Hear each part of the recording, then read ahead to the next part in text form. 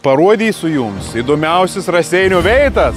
Kelionė pradėsime nuo Kryžkalnio atminimo paminklą partizanam.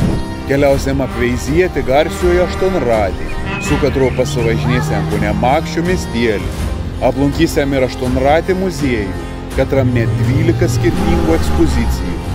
Toliau judėsim į galingoji Molavėnų piliakalnių kompleksą, kur ant kalvotų šlaitų įrengs pažintinis taks, besijungant su antroji Molavėnų piliakalniu. Aplankysim Jūkainio žaulyną, pasivakščiosim pažintiniu taku, prie katros stovų žėlą senovę menuoti skulptūras. Keliausim apveizėti nepriklausomybės paminklą Žemaitis, Maironį parkelį, Raseinių simbolį, Lūšiai skulptūrą ir Kukutį skverą.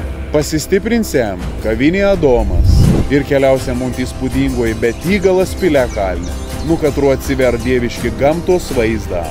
Aplankysim ir Žemaitėj šveisuolį, Maironį gimtėnį, kur neprikaištinga sutvarkyta aplinka ir įrengta Maironio tėvų namo vizualizacija. Toliau pažintiniu taku judėsim link gražioji Plauginių mišką Ožolą, katros skersmo beveik 2 metrą. Aplankysim aukščiausią ir ilgiausią Lietuvo lydų vienų tiltą, kuris įgėjus bilietą galės pasivakščioti net 33 metrų aukštyje. Judėsim į paskutinį kelionės stotelį Nuotykių kalną, kur jūsų lauks išskirtinis pramogas, plaukiems baidariems ir nakvynį pakalnis sodybo ar mažesnius namelius. Tikslus kelionės maršruts komentarus.